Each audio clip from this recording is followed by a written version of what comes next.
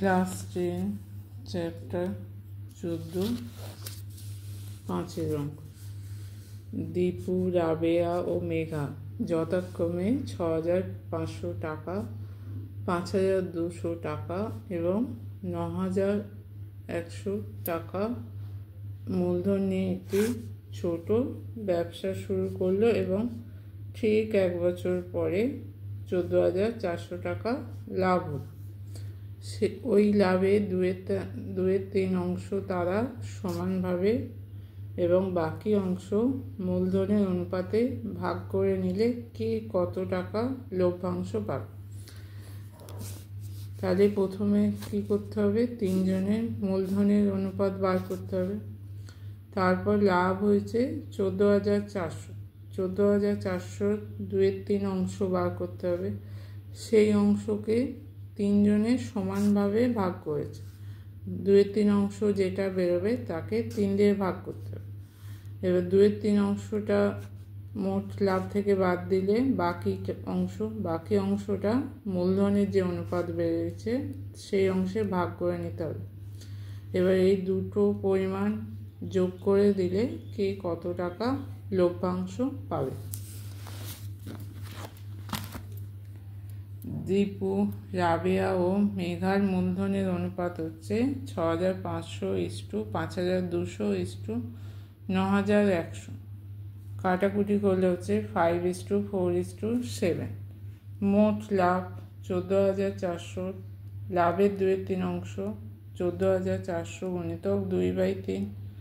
3 দিয়ে কাটাকুটি করলে হচ্ছে 4,800। 4,800 গুণিতক 2 সমান 9,600। লাভের 2/3 অংশ সমানভাবে ভাগ করলে প্রত্যেকে পাবে, তাই 9,600কে 3 জনে সমানভাবে ভাগ করেছে, তাই 9,600 ভাজিতক 3 সমান হচ্ছে 3,200 টাকা। বাকি টাকা হচ্ছে, তাহলে 14,400 থেকে 9,600 বিয়োগ দিলে হবে 4,800 টাকা। এবার 4,800 টাকা মূলধনের অনুপাতে ভাগ করলে পাচ্ছে 4,800 গুণিতক প্রথম দীপু পাবে। দীপুর অনুপাত হচ্ছে 5, তাই আনুপাতিক সমষ্টি 5 + 4 + 7, তাই 7 × 4 = 11, 5 × 16। এটা হচ্ছে আনুপাতিক সমষ্টি। তাহলে আনুপাতিক ভাগ হার 5/16 গুণিতক হচ্ছে 4,800।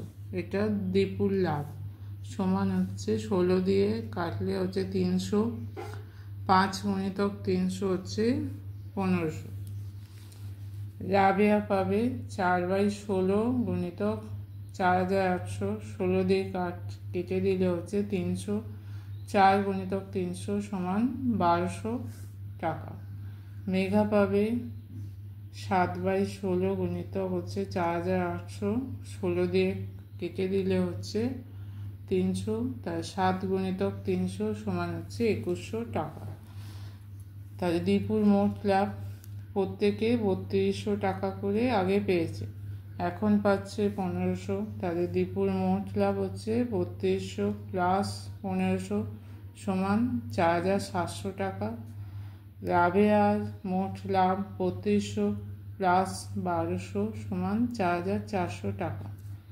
মেঘার মোট লাভ হচ্ছে 3,200 + 2,100 সমান 5,300 টাকা।